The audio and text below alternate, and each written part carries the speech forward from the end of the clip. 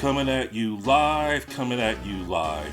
It is your boy Skillz, and this is Skillz on Sports. This is a special edition, a not so happy edition. This is an edition that I'm recording tonight in memory of the great Rickey Henderson, who passed away a couple days ago, just a few days short of his 66th birthday, which would have been Christmas Day, which is in about 12 hours from now, or 24 hours from now. And just before you start wondering what you're hearing, in the background, my dishwasher is running, so you may hear some flowing water coming up the drain, down the drain, things like that. So just be advised and don't even worry about it. We'll try to ignore it if it does happen. In fact, there it goes beeping right now. So here's what's going on. Rickey Henderson was not just a Hall of Fame player. He was an iconic player, and he was my personal favorite player dating back to my youth, dating back to probably when I first got into baseball in 1990. And my favorites back then were Rickey, Kevin Mitchell, Matt Williams, though I didn't really realize Williams until later, until when he was traded and I ended up boycotting the Giants. But Rickey was number one, and he always was number one. And it's ironic because you would think I would have held Mitchell, who's more of my body type in that regard. You know, Mitchell being almost 6 foot, beefy guy, known for his power, not very fast, which also describes me, except for I am a little over 6 foot. Rickey, on the other hand, was about 5'9", 5'10", very lean, all kinds of muscle, very fast football player in high school, athletically superior to just about anybody he competed against. And yet, I drew closer to Rickey than I did to Mitchell, and the reason why that is, looking back, I was totally fine. It wasn't necessarily because I wanted to be Rickey. I was totally fine with who I was and what I looked like and how I was built. It was because Rickey was, in addition to being a dominant player who could beat you in four different ways on the field, he was also a character, a one-of-a-kind, mold-smashing character. Really, I mean, the stories that I'm going to get to some of the stories tonight. There's really nobody like this guy, past or present or future. I mean, as my Uncle Bubba used to say, they broke the mold when they made him. And I often have been described that way, including by that same uncle. I've been described as a character, as a unique person who just is not like anyone else, and I wear that label proudly. Rickey took being a character to a whole new level. Rickey was special in that regard. And we'll get into his baseball accomplishments in a minute, but I'm just going to start with this story that I just heard over the weekend for the first time. Somehow I never heard the story before. When Henderson, who led the American League in steals just about every year of the 80s, right? And usually those totals were up in the hundreds. At least early on in his career, those totals were up in the hundreds. Well, in 1987, Rickey Henderson, who was a Yankee at the time, missed most of the season, or at least a good chunk of the season, with an injury. So that allowed Harold Reynolds of the Seattle Mariners to sneak in and lead the American League in steals with 60, which is not a bad total at all, but not usually what Rickey would accomplish. Not by any stretch of the imagination. Not 1980s Rickey. So as the story goes, after the season, Harold Reynolds is at home and he gets a call from Rickey Henderson, and answers it. Hello. Hey, it's Henderson. And Harold's thinking he's about to get some congratulations for his leading the league in steals. But instead, what Rickey says, in not in a hurtful way, just in a matter-of-fact, direct way that only Rickey can pull off, Rickey says, "Man, you ought to be ashamed of yourself. 60 stolen bases? Rickey would have that at the All-Star break." Click. Call over. Hilarious. And the only reason I'm not laughing at it right now is because I already laughed at it pretty hard.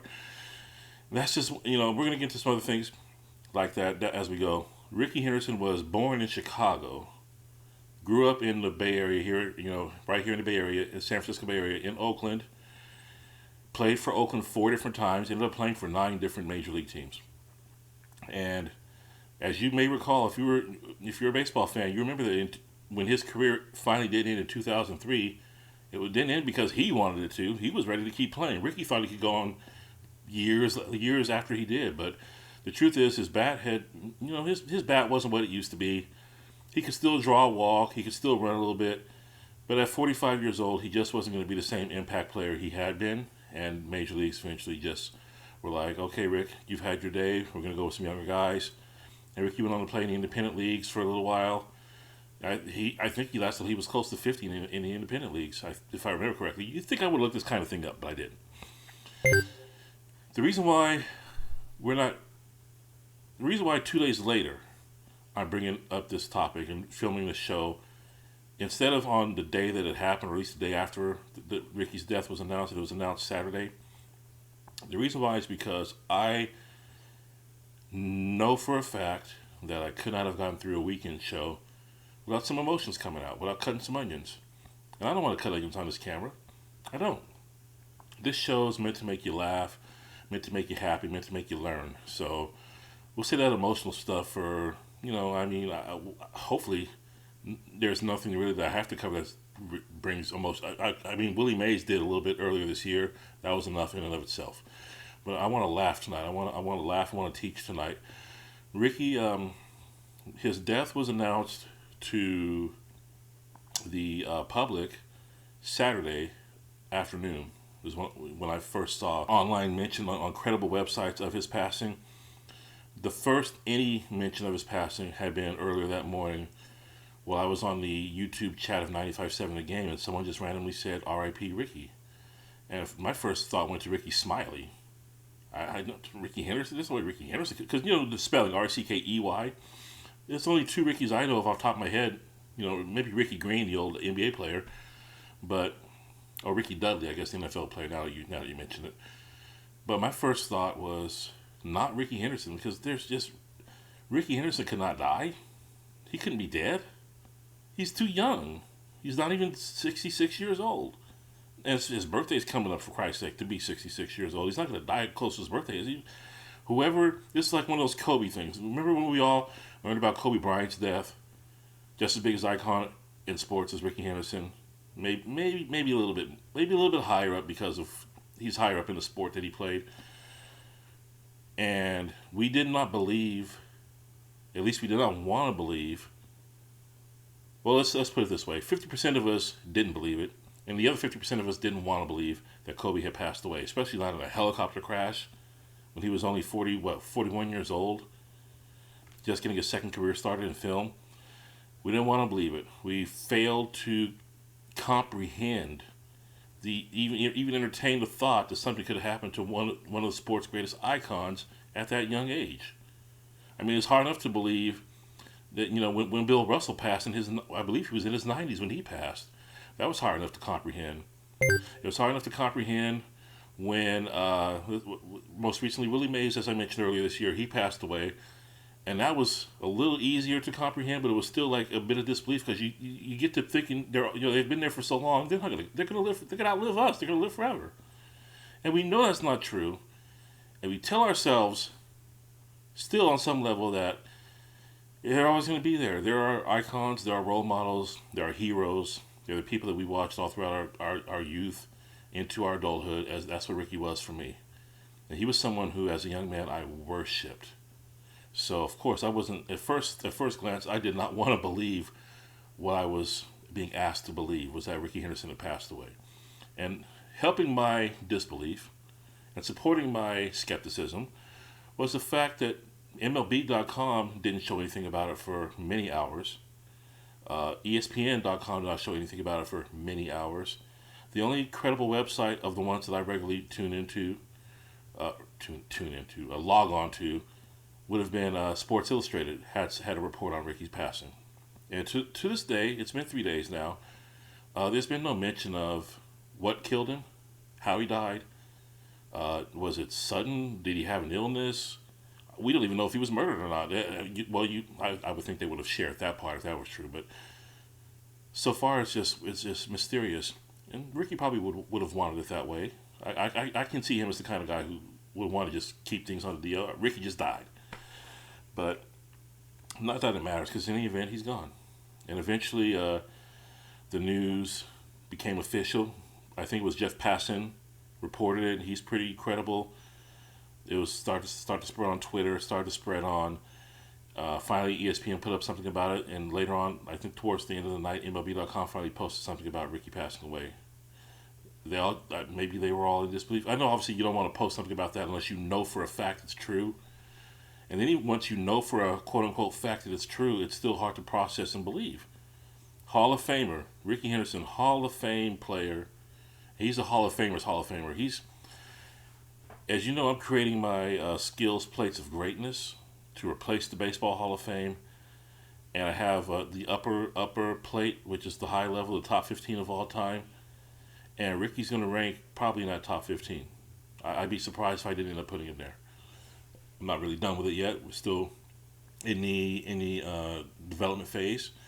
But you'll see it soon enough because I am going to share it with the world when it's done. Rickey, he easily could be one of the 15 best of all time. Maybe he wasn't the best, most talented player of all time, but he was the greatest player of all time. And whatever that difference is, I can't articulate it, but I know it's there.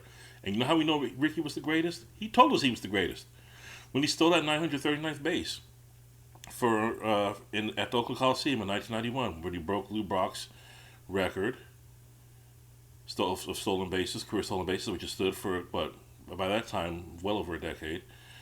And Rickey slid in, lifted that base up, and told us at the end of his speech, he did acknowledge Lou Brock. Don't get me wrong. He was humble enough to give Lou Brock credit, but then he said that he was the greatest of all time. And in stolen bases, he certainly was. And as a leadoff hitter, he certainly was. In fact, I almost raged a little bit. And I guess we could do a little Skillz on pills here. I got to do this carefully, otherwise I'm going to activate the microphone in a bad way. Should I even do this? I'm going to do this. I'm going to risk doing this. My blood pressure medicine is in the drawer right under my microphone. I like to use it as a prop for this segment.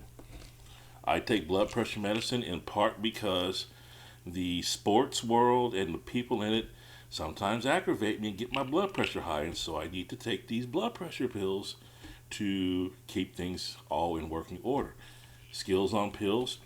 And tonight my topic is going to be whatever that stupid website was that I was on. I don't remember exactly which one it was. I think it could have been Sports Illustrated later on. That referred to Rickey Henderson as perhaps the greatest leadoff. No. Actually, no. Let me back that up. They referred to Rickey Henderson as perhaps one of the greatest leadoff hitters of all time. Are you effing kidding me? Perhaps one of the greatest? Perhaps one of the greatest? Are you out of your freaking mind? Do you know anything about who wrote this? Whoever wrote this must have been brought in as a last-minute fill-in from the mailroom, fill-in for an actual sports writer, someone who knows something about sports. Surprisingly, they spelled his name correctly. They put the E in Rickey, so good for them for that. But as someone who watched the second half of Rickey's career and then some, to refer to him as perhaps one of the greatest leadoff hitters of all time is a disrespectful slap in the face. That would be almost like referring to the United States as maybe one of the most independent, free countries in the world. I can't even, the comparisons that it would take to make you understand how ludicrous a statement, as ludicrous a sentence that was, to come out of the mouth, to come from the ink, to come from the fingers of a professional, allegedly writer, is absurd. You don't call Rickey perhaps one of the greatest. Perhaps one of the, you call George Springer perhaps one of the greatest leadoff hitters. That's what you call George Springer, right? He's in the discussion. He's hit a lot of leadoff home runs. He's done a lot of great things for the number one spot in the batting order for the Astros and the Blue Jays. You use that kind of description for George effing Springer. You use that kind of description for, well, maybe not Lenny Dykstra because he didn't do it for long enough. But you get my point. You don't use that. Rickey Henderson is the king of leadoff hitting, you jackass. King. He set a standard. He raised that bar to a level that no one else probably in the history of or in the future of the game ever did or ever will match. He changed the game. He is the definition of what a great leadoff hitter is. Did you not watch anything he ever did? Did you not read do you not know the numbers? 81 career leadoff home runs. Do you not know about that? Do you not know how he's drawn the second most walks of all time passed only by Barry Bonds because they walked him on purpose over and over again. And do you not know that Rickey, once he got on base with one of those walks or one of his over 3,000 hits, if they didn't leave the ballpark, he would get on first base, and before you know it, bam, he's on second base, and before you know it, bam, he's on third base, and all it takes is a ground ball to get him in. Maybe he'll pop up to the short, shallow outfield because he could motor home right after that too. Jesus Christ, that got me upset. And I was already upset anyway for a different reason over the weekend. And then I go and read that crap, because that's what it was, crap. And I don't usually bat, because as someone who writes also for covers the world of sports with a keyboard, I offer a lot of leniency to the people in that profession. But that was crap. How freaking dare you refer to him as perhaps one of the greatest? I might be able to live with one or the other. I could have lived with perhaps the greatest, or I could have lived with one of the greatest. But you're telling me that in your mind, there's a chance that he's not one of the greatest? That perhaps you put that... Ooh, I almost cursed. You put that crap in there? Oh, my... I'm so glad I have my pills. Skillz on pills, ladies and gentlemen. So a little bit more about Rickey. I intend to go on for a little bit longer. The numbers alone don't tell the story. He did everything with style as well. Anybody can get 3,000 hits, right? I mean, who's the guy?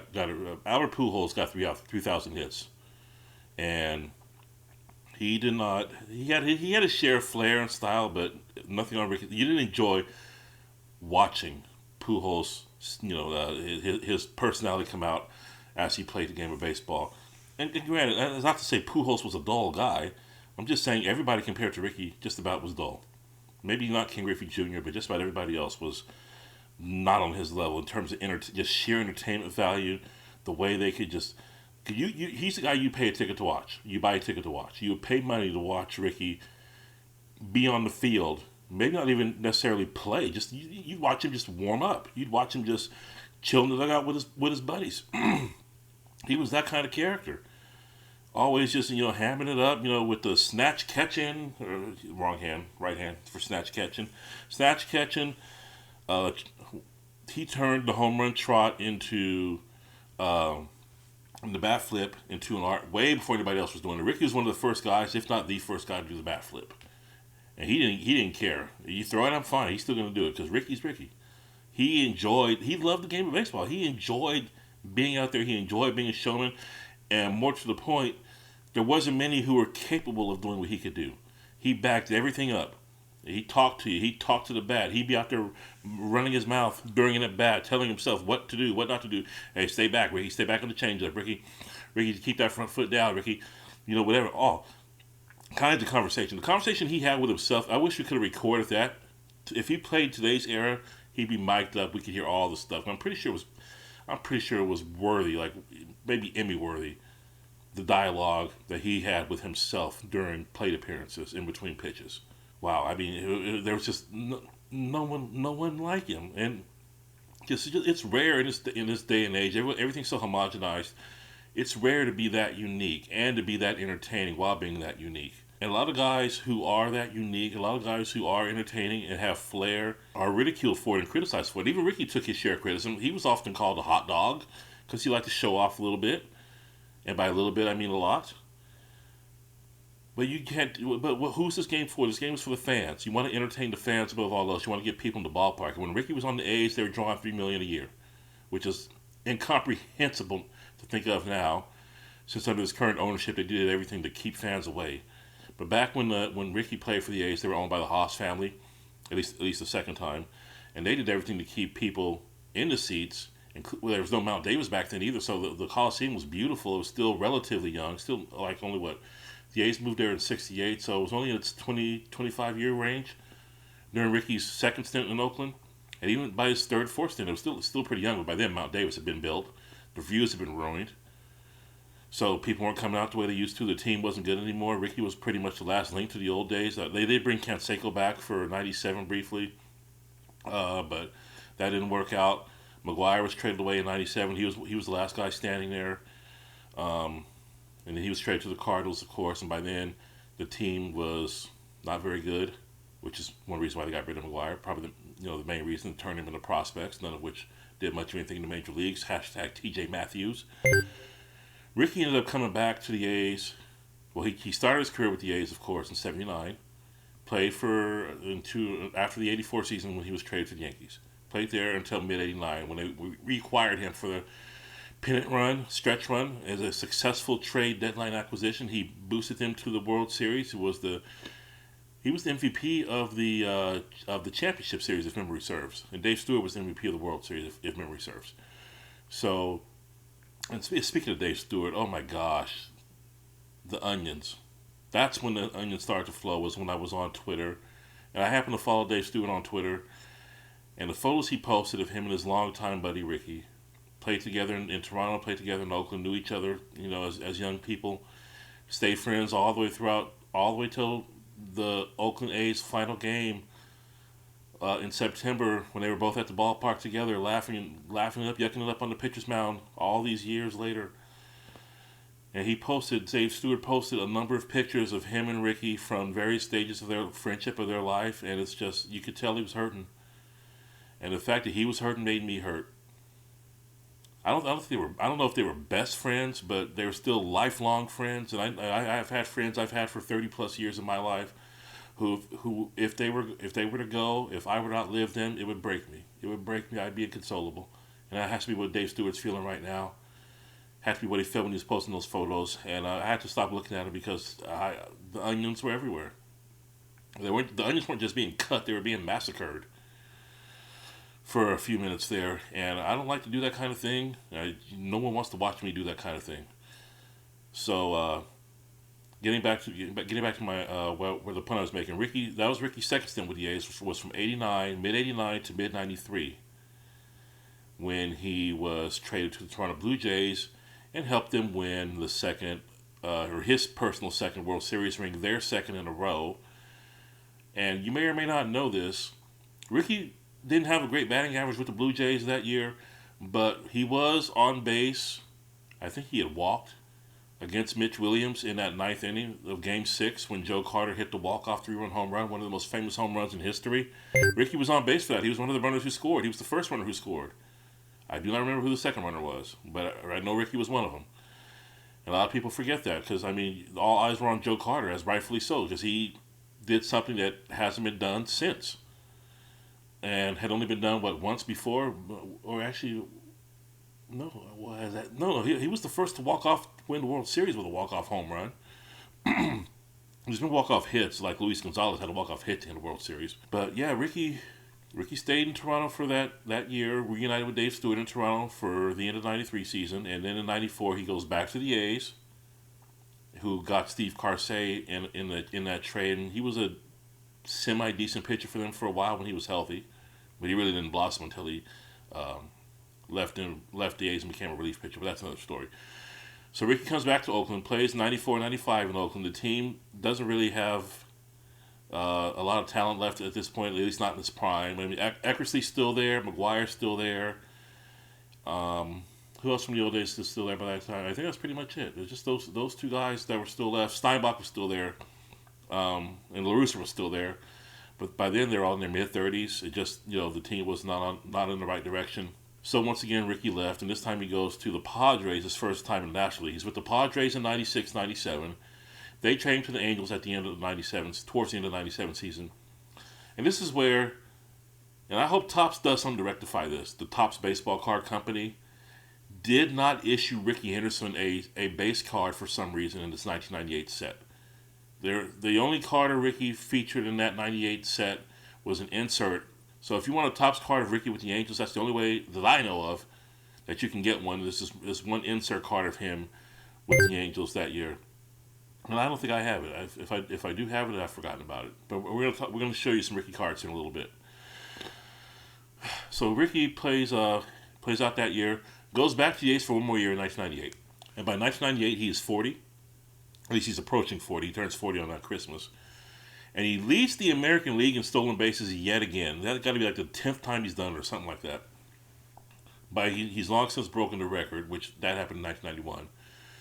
So he's proving that he still can get it done in the field as his 40th birthday approaches. So he's still getting contracts. He's still getting jobs. He joins the Mets for '99 and into 2000, but that ends in kind of like some controversy because allegedly he was playing cards in the clubhouse in the postseason the year before with Bobby Bonilla or whatever, and then 2000, him and the Mets just, there was just some issue with his playing time, and he wasn't happy, so they let him go. And he goes to the Mariners, helps them reach the playoffs in 2000, goes back to the Padres in 2001, and that year he gets his 3,000th hit. He breaks the all-time runs record, which was later broken by Barry Bonds. I think it was also that year he set the walks record, which was later broken by Barry Bonds. You'd think I would have looked that up, but I'll have that in the notes. What years he did what. Plays out that year with the Padres. Goes to the... Oh, by the way, when he broke the runs record, you may not know this. This is on my videos page of TSR2. Rickey homered to break the runs record. He needed to get... He was tied with Ty Cobb. Needed one run to break the record, and of course he does it in a way that only he would do it. He homers. He hits it over the fence, home run to left field in San Diego. And what does he do as he's circling the bases? With all his teammates waiting for him at home plate, Rickey slides home on a conventional home run. He slides in there. I don't know if he had it planned, if it just felt like the right thing to do, but all the times he'd slid home, I'm guessing half his runs he'd probably slid home before. Is my guess that he's probably slid home for at least half the runs he scored in his career up to that point. So yeah, that was another once in a lifetime, only something Rickey Henderson would do, probably something only he would think of doing. Wade Boggs, I remember, gave home plate a kiss when he got his 3,000th hit, which was also a home run. And I thought that was absurd, but whatever. Ugh, nasty. But when Rickey does things like that, it's considered style. It's considered unique, and it was stylish. It was unique. I loved it. 2002, he goes on to the Boston Red Sox, and this is the first time he's not playing every day anymore. They just kind of use him as a part-timer. And then he enters 2003 without a major league job. I think he played in the independent league for most of that year until the Dodgers got hit with injuries, and they brought in Rickey Henderson, and they brought in, I think it was Jeremy Burness was the other guy they brought in from the independent league or whatever, as some late season offensive help. And Rickey, he wasn't going to tear the league up at age 44. He held his own, though. And he ran that stolen base total up to 1,406. Ran that home run total up to 297. He did not get to 300, unfortunately. He's one of the guys highest up on the list who came close to 300 but did not get there, led by Tim Salmon, who had 299, Rickey's former teammate with the Angels. You're going to see a lot of edit cuts in here, cut edits, because of my little coughing fits, which only seem to happen when I'm doing shows. And that was the end of Rickey's major league career. He was visible. He stayed visible as a Oakland A's ambassador and a fan of the sport, a fan of the game. He was at least once a year. It seemed like I would, because I'm not an A's fan. I support the A's. I'm a Giants fan, but I would watch A's games. I'd see him, from time to time. He'd be at the ballpark as either a special guest or he'd just be chilling, watching the game in the seats, whatever, or what. He loved Oakland. He loved the team he played for, and that's why he came back 3 different times after originally playing with him. I probably would have played his whole career at Oakland if they would have not gone to youth movements and trying to save money. Rickey made a lot of money in his career, and it's one of the things one of the last things about him that I really wish hadn't happened. I think it was kind of one of those things that's taken out of context and meant to sound one way and kind of sounded another way. Was when they were asking him about when the A's leaving at the end of this past season, this 2024 season. They asked him about how he felt about the A's leaving, and he said something along the lines of, "Well, I'll be all right. I still got my money," or however he said it. But the context, if you didn't see the context, it looks bad.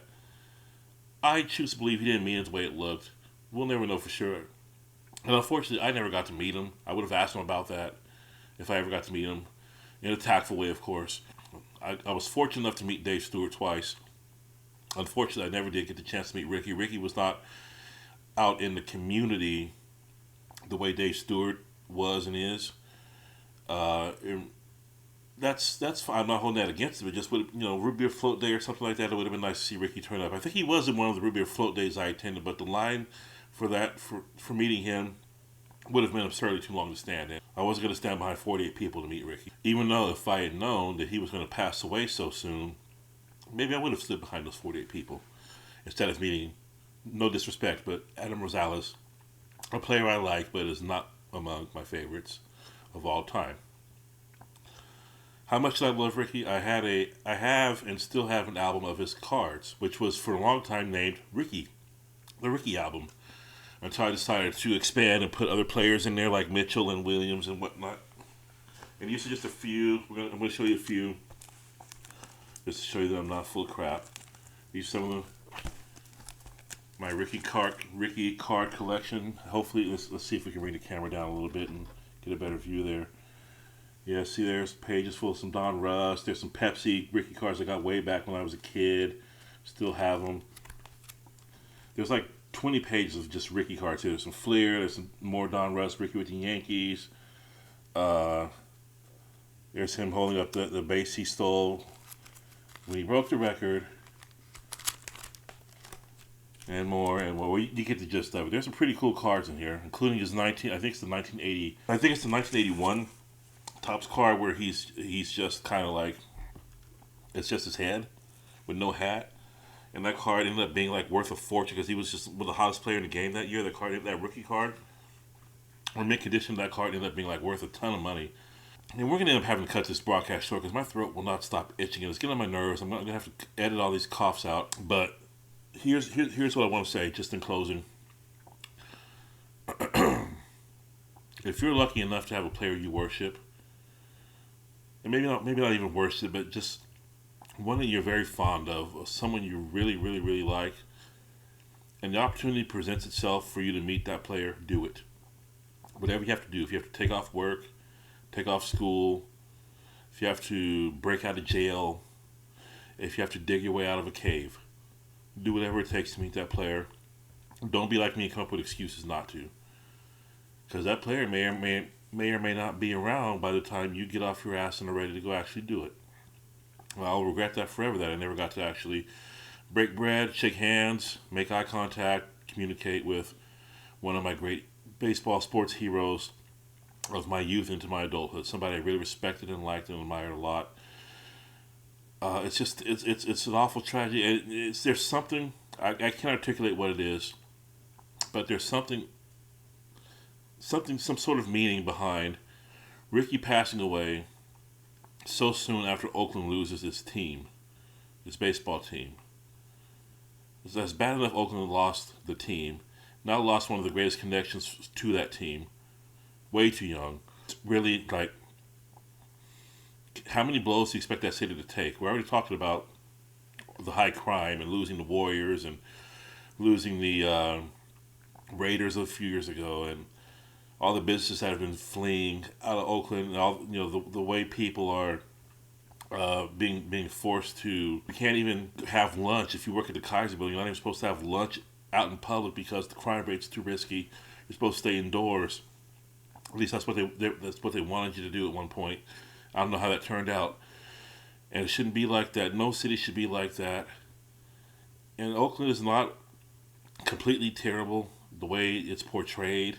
I know that. It certainly is full of problems. It certainly has way too many problems for me to detail here. But it was home for a lot of people. It was home for Rickey. It was home for Dave Stewart's. Home for that ball club that, even though it played in the dump and even though it wasn't a great team the last few years, it was something that everyone in that community, well, I'll say everyone, but it was something that a lot of people in that community, it mattered to them. And to take blows, like blow after blow for the city in that area, it just sucks. And this is coming from someone who's not even an A's fan, has no connection to Oakland at all. I was alleged to have lived there when I was a child, but I don't remember any of that. It's too bad that because I hold out hope in my heart that one day the A's will be reborn some way, somehow in Oakland. The odds of that are not very great. But I always held it doesn't hurt to have hope. It doesn't hurt to have some sort of like a dream that maybe one day, or the sale might even fall through and they work something out. Some real owner will take over the A's and bring it back to Oakland. And at that day, I was going to be thrilled. Because chances are they have to come back to the Coliseum, at least till they got a ballpark built. They come back to the Coliseum, which the field was named Rickey Henderson Field. Do not forget, it was named after Rickey Henderson. Like back in the mid-2000s, they changed the name of it. The field. playing field, and Rickey would be there to welcome the A's back, to cut a ribbon or to throw out a first pitch or something like that, as him and Dave Stewart threw out the first pitches for the last game in Oakland. And to know that he won't be there if the A's ever come back, it's tragic. It'd be like when the Seattle Supersonics come back to Seattle, which is, there is a good chance of that happening based on everything I read. And you can't bring back Gary Payton to do that, to participate in that. That'd be awful. That would be awful. So we're going to close with a couple more Rickey stories. And I'm going to assume some of these are widely known stories. Some of them are not. I told you the Harold Reynolds story earlier. Probably the most popular story of Rickey Henderson that surfaced is the story with John Olerud, the longtime Major League first baseman, most notably for the most notably for the Blue Jays and the Mets. John Olerud had an aneurysm in college in his brain, and as a result of that, he always wore a batting helmet, or I should say a helmet. It was really a batting helmet because it had no flaps, but he wore a helmet in the field where everyone else would wear hats, like this. He wore a helmet. Now, Rickey Henderson and John Olerud played together on the 93 Blue Jays. They were champions together on that team. So as the story goes, 6 years later, they both separately have moved on to the New York Mets. And according to the story, in that first spring training, Rickey Henderson notices Olerud wearing his helmet in the field. And he goes up to him and he says, "You wear that helmet in the field?" Olerud's like, "Yeah, I got to wear it in the field." And Rickey's like, "Man, I used to play with a guy in Toronto who did that." And Olerud just looks him up and down and was like, "Yeah, Rickey, that was me." And Olerud's not a forgettable guy. Olerud was and is 6'5". He kind of, just real lean. He's not a guy you'd forget normally so soon, but when you live in your own world, like Rickey did, little things like teammates with helmets aren't going to, at least he remembered that he had to teammate with the helmet, right? In Rickey's universe, things like that probably wouldn't always stick. They might just go enter his memory bank and go right back out as soon as time would allow. So that's one of the great Rickey stories. There's a story of him not cashing his first major league check because he framed it on his wall, and it led to a discrepancy in the A's payroll. That took him a long time to try to figure out where that $1 million was. That should have been cashed by Rickey and wasn't. It was framed on his wall, where apparently he either didn't know or didn't care that he could get the canceled check back and put that in the frame and frame that on his wall after cashing it. But hey, Rickey marched to his own beat. My favorite quote from Rickey is my favorite quote from any athlete. I can't get this hat straight. It's probably my favorite quote from any athlete in any sport in any capacity. And it had to do with when he was negotiating a new contract, whether it was with Oakland or whoever it was. I don't remember who he was trying to join. Most likely it was Oakland. And the quote, he was quoted as saying, because the negotiations were getting kind of testy. The team wants to pay him this much, he wants to make this much, and they're not on the same page. So they asked Rickey about it, and Rickey says, "All I'm asking for is what I want." All I'm asking for is what I want. That's all he's asking for, is what he wants. Go easy on the guy. He's not asking for anything he doesn't want. Right? I mean, oh my gosh. So we've gone 40 minutes now. I just want to say, rest in peace, Rickey. Thank you so much for being who you were, for entertaining me, for entertaining every A's fan, every Yankees fan when you played with the Yankees in the 80s, the Blue Jays, every team you played for. I have yet to hear anyone say that you were anything but gracious to your fans. You would sign balls, you would take pictures long into your retirement. I hope that whatever killed you, you went quickly and painlessly. You at least deserve that much. They will just know that you're going to be missed. This world is a little darker without you in it, bro. I'm just telling you that. And I, for one, as a fan of yours from the time I was like 10 years old to all the way to now, I'm going to make it my mission to get as many of your cars as possible within reasonable pricing, which I was probably going to do anyway, but definitely so now. I'm going to make sure that future baseball fans, including from my downstairs neighbor who's 9 years old who likes baseball, all the way till I'm gonna bore my daughter to tears with it until she makes me shut up, are gonna know what kind of player you were, gonna know what kind of entertainer and character you were. In fact, I'm not gonna shut up about you probably for the rest of my own life. I will mention you at least a few times a year, every year, for the rest of my own life. Fair enough? Rest in peace, Ricky. Give him everything you got up in heaven. Put on a show in heaven. You're gonna be playing baseball up there. You're reunited with your old age teammates like Bob Welch and Tony Phillips and Dave Henderson. And I'm sure you guys form one hell of a softball, baseball, whatever team it is up there. You'll never be forgotten. Skillz on Sports. I'm your boy Skillz. I'll see you soon.